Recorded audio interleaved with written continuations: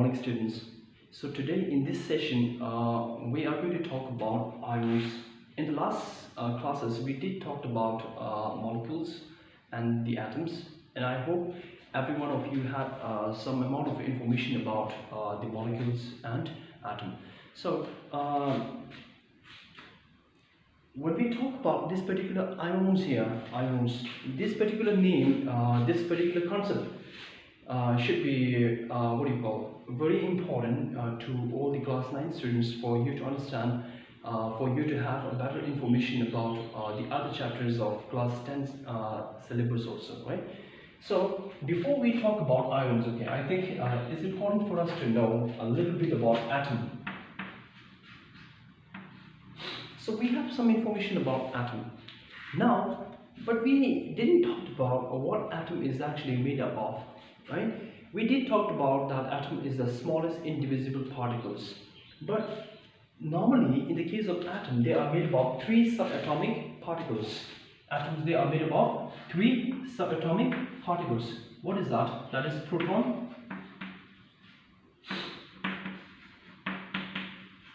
neutron and electron. This is it: proton, neutron, electron. So you can somehow say that with the help of proton, neutron and electron, atom is being made, right? So I will write the structure here. Let's say this is the proton and this is a neutron. This is positive and this is electron here. This is negative by nature, and proton is normally positive and it doesn't carry any charge. This is negative here, okay? So I guess every one of you must be having this information. That is proton, which is positive by nature, and neutron, which is 0, that is no charge, and electron, they are negatively charged, and they are present in the form of something like this here. Electron, they always used to revolve around the proton and neutron, which are present at the center, right? So now talking about the ions, why is it important for us to study ions? Why ions are forming? That is important for us to know, right? Okay, so now the important thing you need to understand is that this atom, when they try to form connection with another atom, is that clear? For example, I as a human being, I also share some sort of connection with other human beings, which is why I can say I have some friends, I have some relatives, I have some family members, right? In the similar way, this atom make connection with other atoms. How do they make connection? They make connection through 3 different things here. That's number 1 is by sharing, and number 2 is by losing, and number 3 is by gaining.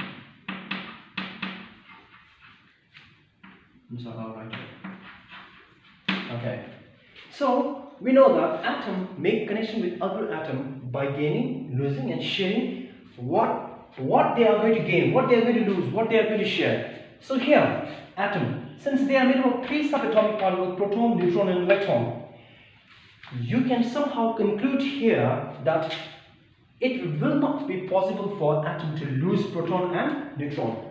Atom, they are never going to lose proton and neutron, because the moment atom is going to lose proton and neutron, the whole identity of the atom is going to change forever. Understand? So what they are going to lose, in that case, electron here, this electron. So this atom, in order to make connection with other atom, what they do is that they either gain electron, or they either lose electron, or either they share electron. Is that clear? So whenever there is a gaining or losing of electron, there is a formation of ion.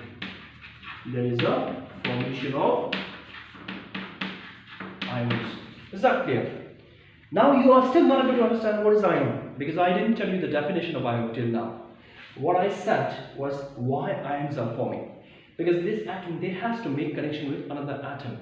When they make connection, they can make it through the 3 different steps here. That is by gaining electron, by losing electron, by sharing electron. But whenever there is a gaining and losing of electron, we can somehow say there is a formation of ion. Now let us try to understand the definition of ion. What is ion? Ion is charged species here. Ion is charged species. Charged species. Understand? That means you can somehow say there are some atoms which are going to come with certain kind of charge. And normally we know that there are two kind of charge here. Either that could be positive or it could be negative. So there are some atoms which are going to come with positive charge, and there are some atoms which are going to come with negative charge also. And these kind of like charge atom is what we used to refer as ions. Understand? So we will try to study one, get one example of ions here.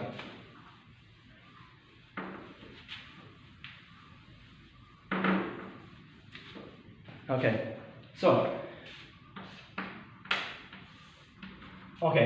we are going to take the example of sodium. Okay, sodium. Now sodium is atomic number 11. That means sodium is an atom, is made up of proton and neutron and electron. Okay. Now sodium has how many proton? 11 proton. And how many neutron? 12. And how many electron? 11 electron. Okay. Is that clear? So now this I'm going to write in the form of table here. Okay. And I'm going to write the configuration. Now this is here. Let us say at the center there is a presence of proton and neutron, which I'm going to write in the form of plus here. Now, how many electrons is present? There are 11 electrons. 1, 2,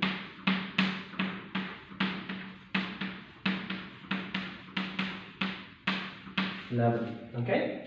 Sodium. Is that clear? Now, I'm going to write here. Let us, for the time being, let us try to exclude this. We are not going to consider this now. We are not going to take this. But instead, we are going to take proton and electron here. Okay? So I'm going to write proton and electron. Okay? This is P positive here. Okay? How many proton is present? 11. How many electron is present? 11. Okay? Is that clear? Now we got this here.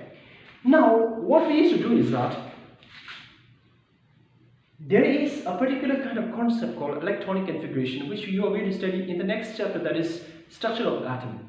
But it is important for you to have a little information about the electronic configuration. So what is electronic configuration here? The first thing is, this is what we call a shell.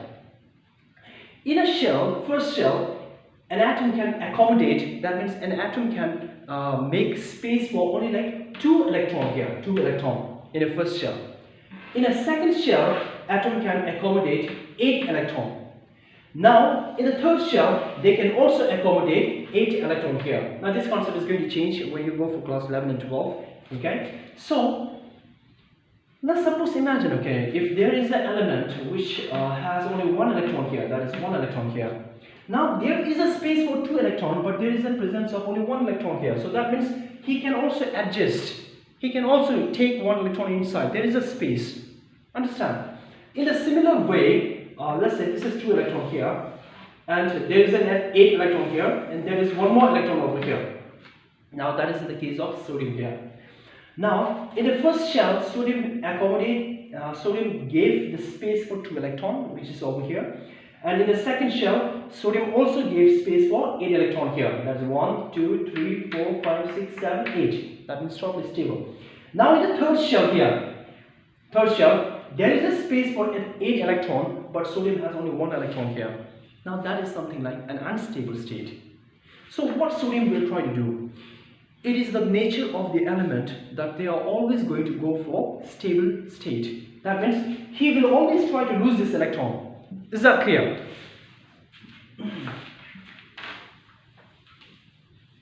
Okay, here. This sodium, he will always try to make himself stable. This sodium. As for now, as you can see, that sodium is not stable because there is 1 electron outside here. But sodium will always try to make himself stable. Now, how he can make himself stable? He can make himself stable by losing this electron.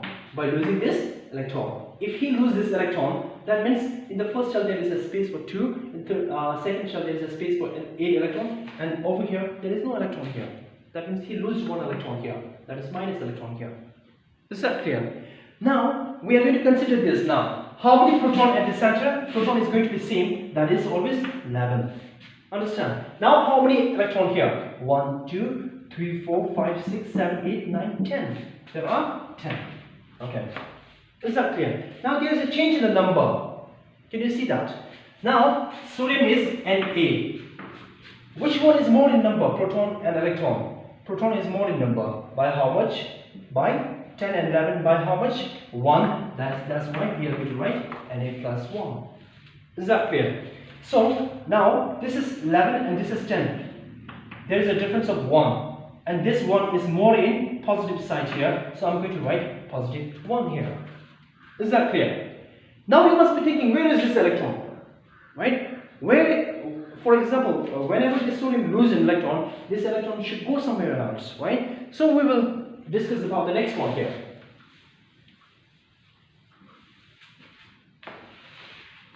Let us talk about chlorine here. Chlorine. Okay? Atomic number 17. So I'm going to write the configuration here. 1, 2.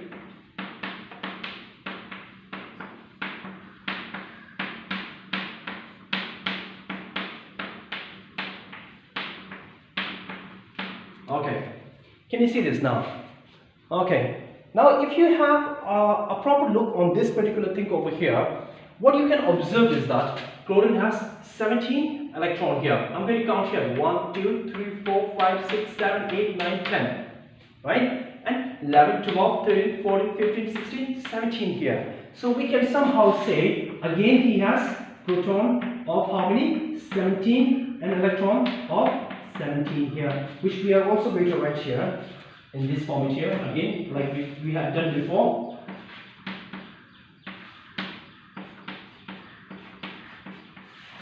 Okay, is that clear? Now this sodium loses 1 electron. This electron is over here. Understand? Now in this case here, we knew that in the first shell there is a space for 2 electrons. And in the second shell there is a space for 8 electron, and the third shell there is a space for another 8 electron.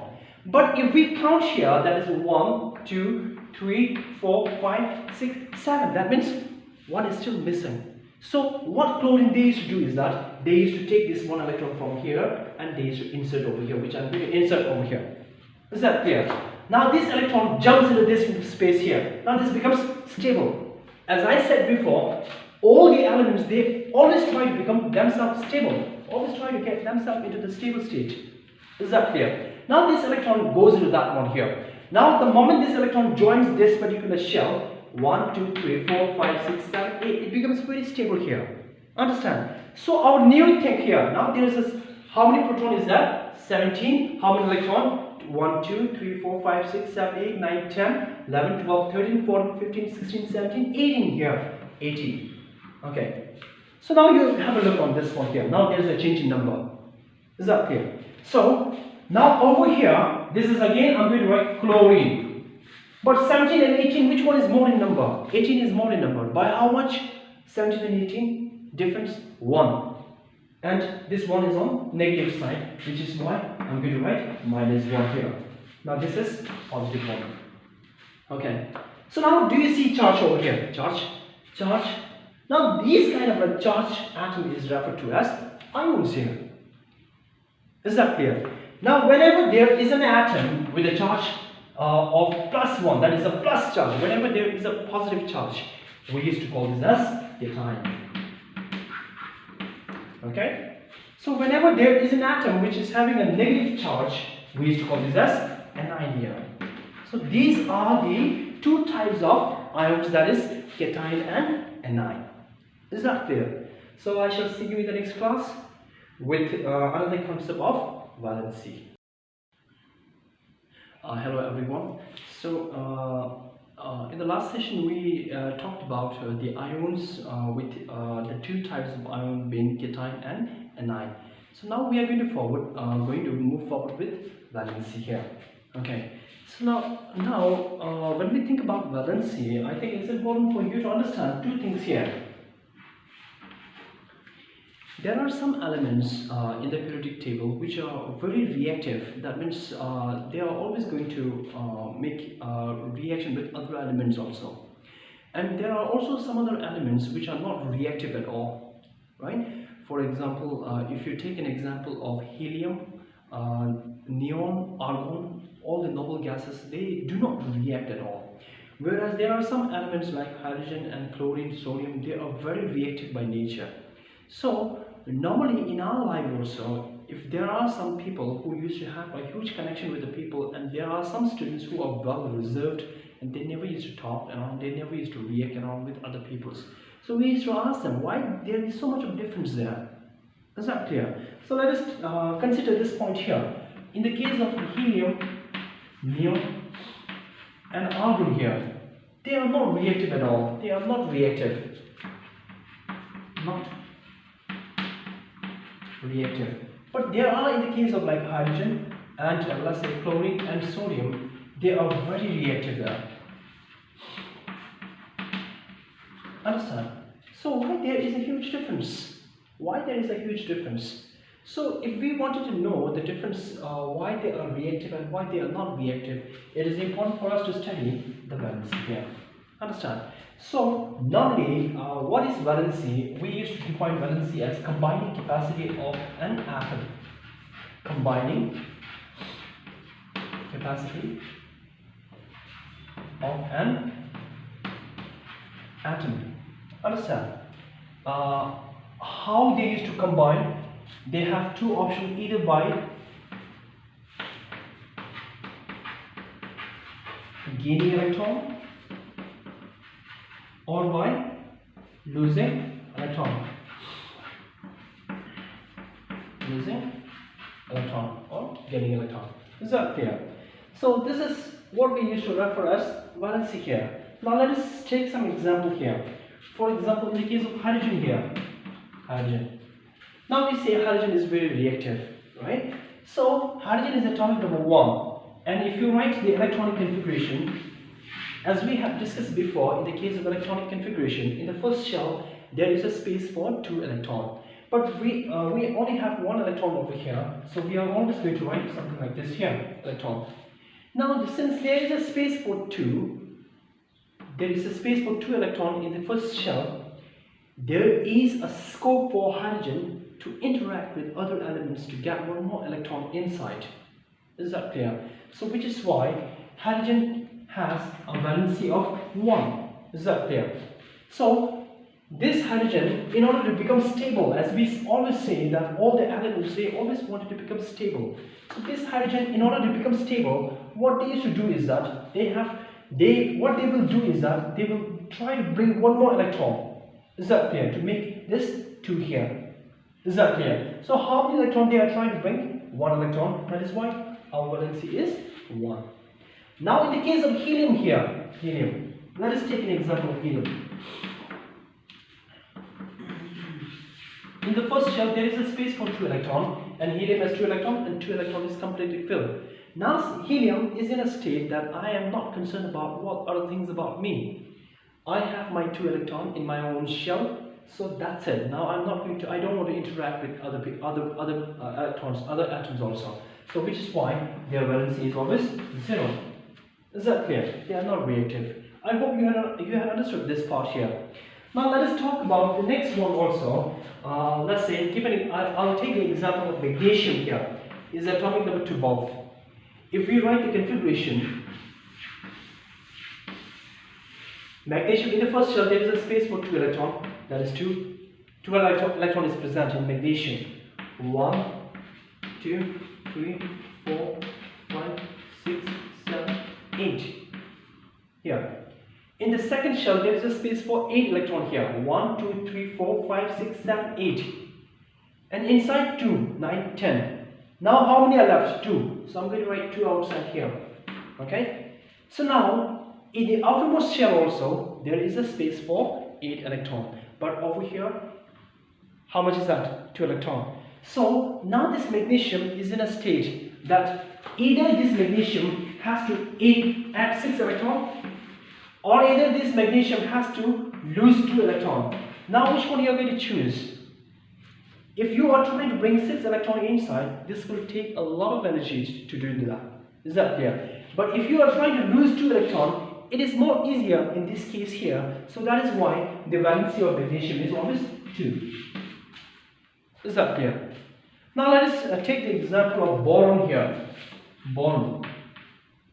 Atomic number 5. Okay? So, in the case of boron here, 1, 2, 3, 4 and 5 here. Now in the second shell, there is a space for 8 electrons. But how many electrons you can see here?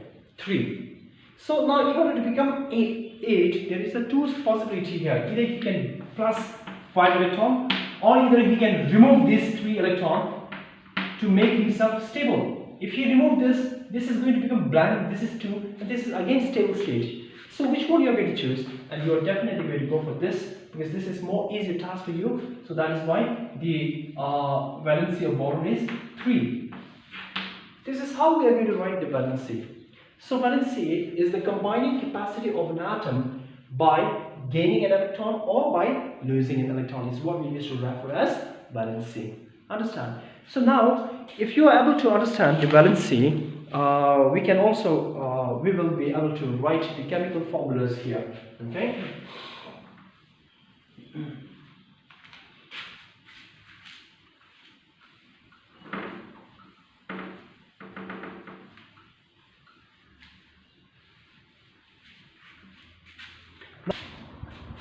Okay, now we will try to write down some of the valency.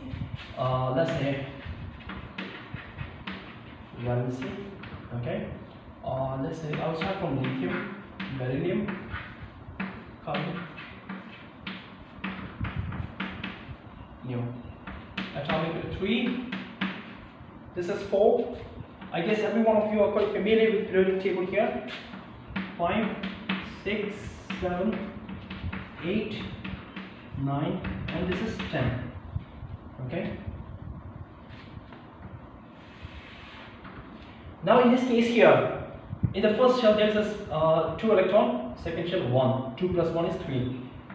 2, 2, 2, 3, 2, 4, 2, 5, 2, 6, and 2, 7, and 2, 8. Okay? So now this the yellow shaded portion is the second shell. Understand? So now we knew that already that in the first shell there is a 2, and in the second shell there is a space for 8 electron here. Now if there is an 8 electron over here, this is 8 completely filled. That's why the valency is always we used to take as 0. Now over here this is 7. Now in order to become 8, how many electrons is needed? 1, we write. How many? 2. How many? 3. How many? 4. This is a different case here, this is common. As we were discussing, that valency normally is all about adding and gaining and losing of electron. But in this case they share electron. Okay, let's just leave this for the time being. You will study about this more in class 10 in Carbonyl compound chapter. Okay. Now about this boron here, 3 electron, but there is a space for 8. So what you can do is that you can add 5. Understand? You can add 5. But this, to add 5 is a very difficult task, considering so much of energy, involvement of energy, right? So we don't take 5. But instead what we used to do is that boron there is a 3 electron, we remove this 3 electron.